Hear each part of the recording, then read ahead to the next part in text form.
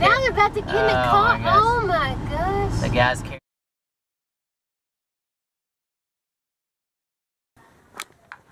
So this has not been the best start to a Sunday morning. Last night about 12:30 the power went out. We had a big storm. And so I can never sleep when the power goes out. Not very well, because I'm always worried that the kids are going to wake up, especially with the lightning, and then to get up and put lanterns, you know, in the hallway so there's a little bit of light if they do wake up.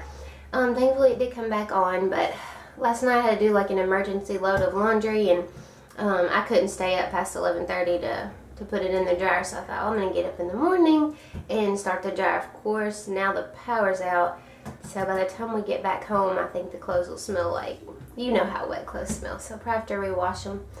Also, I stumbled in here in the morning to get ready and realized some of my toenail polish had chipped off, and those who really know me know that I'm not that girly at all, but figured today for church I would try to patch up my toenails. Well, of course, I busted the fingernail polish all over the floor, all over 2 dresses. So I tried to hand wash them in the sink. Of course, I can't really wash them or dry them because of the power situation, and we're leaving for church. Then this was hilarious. I got a little bit of fingernail polish off the floor and tried to patch my little spot on my toe.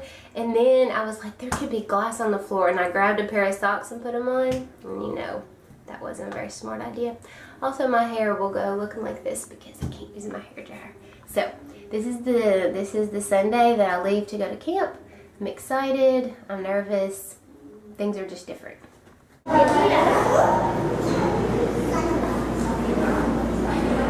So all the other Sunday school teachers have gone to the camp on the bus. They had to leave really early. It's like an 8-hour trip. And since I'm going on the plane later with Norma, I taught the big group this morning, and a lot of the kids have gone because they, of course, we canceled Sunday school, the Sunday school hour, so I'm left with the kids whose parents are in a discipleship group. I cannot tell you how well behaved these kids were today. It was quite the joy to spend time with them and teach them. So we've got about another 45 minutes here. Where are we and what are we doing? Stuck in traffic. I think Elizabeth told y'all that the ex-Holiday or ex-mayor was murdered this week. I mean, we're just sitting here, so we'll be here for a while. This is the road that goes to Guayaquil, that goes to our house. This is the road we take from Baba Oya. Oh no, people are turning around. That is not good. This was always my fear when I was pregnant. I would go into labor and something like this would happen, and that would be, like, I literally read how to have the baby in the car. You know, just in case, and I'm not kidding. That's not an exaggeration. I mean, no. a week before Natalie was born, our car, they were having riots here because of some elections, and our car happened to be, our garage is parked behind the place where they count the votes, and so we woke up one morning and there was military with full-blown body armor, SWAT guys, and our car was wrapped up behind barbed wire, and we couldn't get it out. Yep. So. I don't exaggerate. I tell the truth. It's been 30 minutes since we talked to y'all. Still in traffic, but we're closer. We think. Been another 30 minutes since we talked to you the second time. Our air doesn't appear to be working very well since we're just sitting.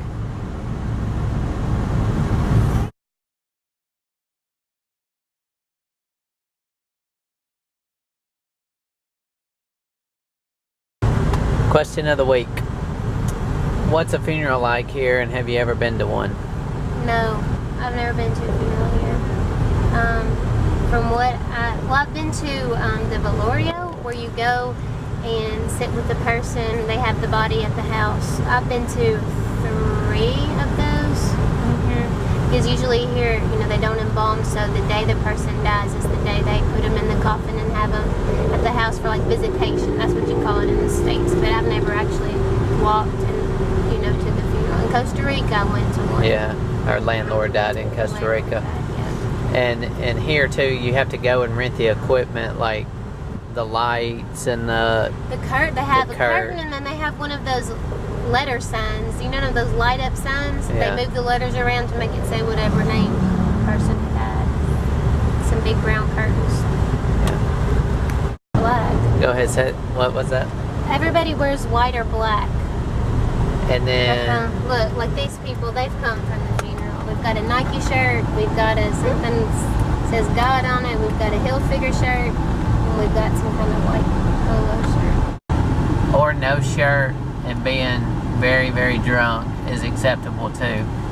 They walk and drink, and the guys that are now I'm about to get in the car. Oh my gosh. The guys carrying the caskets, they get drunk. They drink. It's ridiculous. Or you can stop and just pee. At least he's using a light pole. We've seen him not use any kind of coverage. Doesn't matter. Men do anything they want in this culture. Yes, men are very macho and very piggish. I don't know what Lazy. to say. Lazy. This is just difficult because we're supposed to be heading to the airport soon. And we called Norma and Doc because they're coming. Because Norma's going and Valeria's going, and they're going to have to leave like really soon just to make it to our house. Normally takes 30 minutes. There's another English shirt. Oh, what did it say? I missed it. You guys, you just don't know the English shirts that are here. There's, well, we can't say it, but it's pretty funny. Elizabeth, what does it feel like to realize you get home after being in line for over 2 hours for that funeral? Then you realize, as you start getting everybody ready to go, that you're really supposed to have already been there, that we looked at the wrong flight for the last few weeks. And then to be rushing out the door leaving and realize that the car's, the radiator's gone bad or something. So here we are, and we're missing our flight, and Doc and Norma are on the way, and hopefully they'll take me to the airport, and hopefully we'll find another flight tonight. If not, I don't know. Wait, we're not going in there. No, baby, you can't take Mommy. Now, our flight is going to leave at 8:30. Our original flight was at 5, and we did not make that with everything that happened with the being stuck in traffic at the funeral, and then our car breaking down. So Dr. Mario ended up taking Norma and I and Valeria. So we're just waiting to board. Things just are not going quite as we had envisioned. You know, we wanted the kids, this is the first time I've ever left them, to be able to say goodbye at the airport. And of course it was just rushed, saying goodbye at the house so that I could jump in the car and go with Doc. And then we missed our flight, and they made us pay a good bit more to change our ticket. They weren't very thoughtful at all about what we've been through. So anyway, so we're probably going to get to camp tonight about 10:30. So I probably won't vlog anymore tonight, but I'll see you guys tomorrow, and hopefully I'll have good news. All right, let me try to recap quickly what was going on in the vlog this week. We had Nathan and I are flying to Quito a little bit later to go to a race, and then Elizabeth and Norma and Valeria were flying to camp. And so anytime I looked up to tell Doc and Norma what time the flight is, I would pull up the flight on the airline that I thought that was Elizabeth and them's airline, and would tell them the time. And because we had... It was like 2 weeks, it's 2 weeks apart. Yeah, 2 weeks apart. I think y'all remember in another vlog where we had so much trouble trying to buy tickets. My credit card wouldn't work because it's a national airline and they won't accept it, and then I would go and make a reservation and go to pay it, and they would say it's not registered. So this is a huge ordeal. Finally got all that worked out, but anyway, we knew that we were going to have to go to church, come straight from church, wait in the long line for the funeral. We knew it was going to be a big deal, so we took sandwiches and stuff. In the meantime, the relay switch went out on the car, which meant the air conditioner didn't work, which meant the blowers, the fans on the radiator quit working. I didn't know that at the time. And so, by God's grace, the car kept running and didn't overheat.